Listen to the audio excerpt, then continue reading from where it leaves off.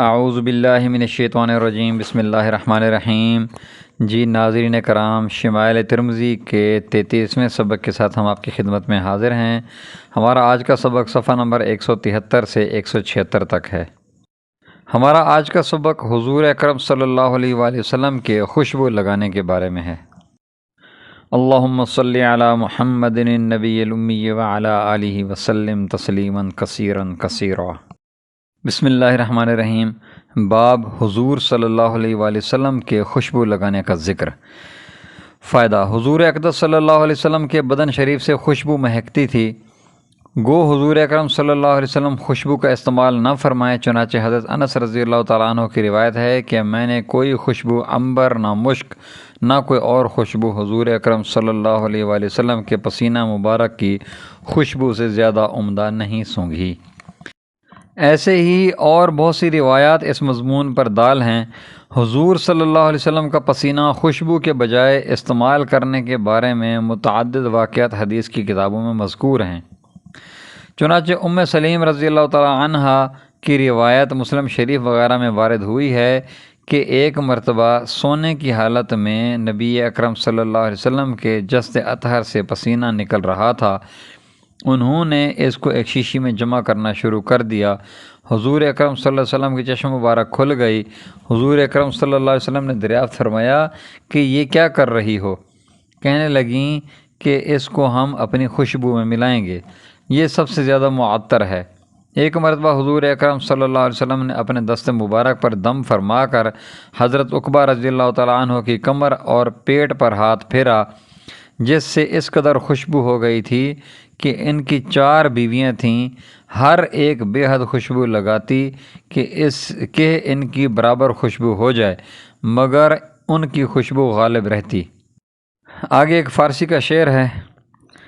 ابو یعلی وغیرہ نے روایت کیا ہے کہ جس کوچہ سے حضور اکرم صلی اللہ علیہ وسلم گزرتے تھے، بعد کے گزرنے والے اس کوچہ کو خوشبو سے مہکتا ہوا پا کر سمجھ لیتے تھے کہ حضور صلی اللہ علیہ وسلم کا ابھی اس راہ سے گزر ہوا ہے، وغیرہ وغیرہ۔ روایات کثیرہ اس مضمون پر دال ہیں، لیکن باوجود اس کے بھی حضور اکرم صلی اللہ علیہ وسلم خوشبو کا استعمال اکثر فرماتے تھے۔ اس باب میں مصنف رحمۃ اللہ علیہ نے 6 حدیثیں ذکر کی ہیں۔ حدیث نمبر 1۔ حدیث نمبر 1 کے ترجمہ کا مفہوم ہے۔ حضرت انس رضی اللہ تعالیٰ عنہ کہتے ہیں کہ حضور اکرم صلی اللہ علیہ وسلم کے پاس سکہ تھا، اس میں سے خوشبو استعمال فرماتے تھے۔ فائدہ: سکہ کے معنی میں علماء کے 2 قول ہیں۔ بعض تو اس کا ترجمہ عطردان اور اس ڈبہ کو بتلاتے ہیں جس میں خوشبو رکھی جاتی ہے، تب تو یہ معنی کہ اس عطردان میں سے نکال کر استعمال فرماتے تھے۔ میرے استاد رحمۃ اللہ علیہ نے یہی ترجمہ ارشاد فرمایا تھا۔ اور بعض علماء فرماتے ہیں کہ ایک مرکب خوشبو ہے، چنانچہ قاموس وغیرہ نے اس کو ترجیح دی ہے، اور صاحب قاموس نے اس کے بنانے کی ترکیب بھی مفصل لکھی ہے۔ حدیث نمبر 2۔ حدیث نمبر 2 کے ترجمہ کا مفہوم ہے۔ ثمامہ رضی اللہ تعالیٰ عنہ کہتے ہیں کہ حضرت انس رضی اللہ تعالیٰ عنہ خوشبو کو رد نہیں کرتے تھے، اور یہ فرماتے تھے کہ حضور اقدس صلی اللہ علیہ وآلہ وسلم بھی خوشبو کو رد نہ کرتے تھے۔ حدیث نمبر 3۔ حدیث نمبر 3 کے ترجمہ کا مفہوم ہے۔ حضرت ابن عمر رضی اللہ تعالیٰ عنہما کہتے ہیں کہ حضور اقدس صلی اللہ علیہ وسلم نے ارشاد فرمایا کہ 3 چیزیں نہیں لوٹانی چاہیے: تکیے اور تیل، خوشبو اور دودھ۔ فائدہ: ان چیزوں کو اس لیے ذکر فرمایا کہ ہدیہ دینے والے پر بار نہیں ہوتا، اور لوٹانے سے اس کو بعض اوقات رنج ہوتا ہے۔ انہی چیزوں کے حکم میں وہ سب چیزیں داخل ہیں جو نہایت مختصر ہوں کہ جن کے ہدیہ دینے والے پر بار نہ ہو۔ تکیہ سے مراد بعض علماء نے ہدیہ کے طور پر تکیہ کا دینا بتایا ہے کہ اس میں بھی کچھ ایسا بار نہیں ہے، اور بعض علماء نے ویسے ہی استعمال کے لیے کسی لیٹنے یا بیٹھنے والے کے پاس عارضی طور پر تکیہ رکھ دینا اور اس پر سر رکھنا یا ٹیک لگا لینا مراد بتایا ہے۔ حدیث نمبر 4۔ حدیث نمبر 4 کے ترجمہ کا مفہوم ہے۔ حضرت ابو ہریرہ رضی اللہ تعالیٰ عنہ کہتے ہیں کہ حضور اقدس صلی اللہ علیہ وسلم نے یہ ارشاد فرمایا کہ مردانہ خوشبو وہ ہے جس کی خوشبو پھیلتی ہوئی ہو اور رنگ غیر محسوس ہو، جیسے گلاب، کیوڑا وغیرہ، اور زنانہ خوشبو وہ ہے جس کا رنگ غالب ہو اور خوشبو مغلوب، جیسے حنا، زعفران وغیرہ۔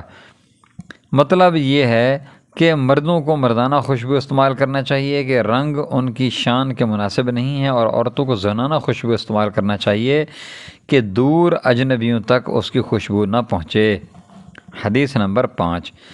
حدیث نمبر 5 کا ترجمہ کا مفہوم ہے۔ ابو عثمان نہدی رحمۃ اللہ علیہ تابعی کہتے ہیں کہ حضور اقدس صلی اللہ علیہ وسلم نے ارشاد فرمایا کہ جس شخص کو ریحان دیا جائے اس کو چاہیے کہ لوٹائے نہیں، اس لیے کہ اس کی اصل جنت سے نکلی ہے۔ فائدہ: ریحان سے خاص یہی قسم مراد ہے یا خوشبو ریحان کہلاتی ہے؟ اہل لغت کے دونوں قول ہیں اور دونوں یہاں مراد ہو سکتے ہیں۔ حق تعالیٰ جل شانہ نے جنت کی خوشبوؤں کی نقل دنیا میں اس لیے پیدا فرمائی ہے کہ جنت کی طرف ترغیب کا سبب بنے اور زیادتی شوق کا ذریعہ ہو، کہ خوشبو کی طرف طبعاً رغبت پیدا ہوتی ہے اور طبیعت کو ادھر کشش ہوتی ہے، لیکن دنیا کی خوشبوؤں کو جنت کی خوشبوؤں سے کیا نسبت کہ ان کی مہک اتنی دور تک پہنچتی ہے کہ 500 برس میں وہ راستہ طے ہو۔ حدیث نمبر 6۔ حدیث نمبر 6 کے ترجمہ کا مفہوم ہے۔ جریر بن عبداللہ بجلی رضی اللہ تعالیٰ عنہ حضرت عمر رضی اللہ تعالیٰ عنہ کی خدمت میں معائنہ کے لیے پیش کیے گئے۔ انہوں نے چادر اتار کر صرف لنگی میں چل کر اپنا امتحان کرایا۔ حضرت عمر رضی اللہ تعالیٰ عنہ نے فرمایا کہ چادر لے لو، معائنہ ہو چکا۔ پھر قوم کی طرف متوجہ ہو کر فرمایا کہ میں نے جریر رضی اللہ تعالیٰ عنہ سے زیادہ خوبصورت کبھی کسی کو نہیں دیکھا کہ سوائے حضرت یوسف علیہ السلام کی صورت کے جیسا کہ ہم تک پہنچا۔ فائدہ: یعنی حضرت یوسف علیہ نبینا علیہ الصلاۃ والسلام کے حسن کے قصے جو ہم تک پہنچے ہیں، ان سے یہ معلوم ہوتا ہے کہ وہ جریر سے زیادہ حسین ہوں گے، ورنہ ان کے علاوہ ان سے زیادہ حسین کوئی معلوم نہیں ہوتا۔ حضرت عمر رضی اللہ تعالیٰ عنہ نے جہاد کے موقع پر لشکر کا تفصیلی معائنہ فرمایا، ہر ایک کا امتحان لیا، جس میں یہ بھی پیش ہوئے۔ اس حدیث میں چند اشکالات ہیں جو اختصاراً ترک کیے جاتے ہیں۔ ان کے من جملہ ایک اشکال یہ ہے کہ حضرت یوسف علیہ الصلاۃ والسلام کے حسن کا استثناء کیا؟ حضرت یوسف علیہ الصلاۃ والسلام کے حسن کا استثناء کیا، لیکن حضور اقدس صلی اللہ علیہ وسلم کا جمال و کمال حضرت یوسف علیہ السلام سے بڑا ہوا تھا، تو ان کے استثناء کرنے سے حضور صلی اللہ علیہ وسلم کے جمال کا استثناء خود ہی ہو گیا۔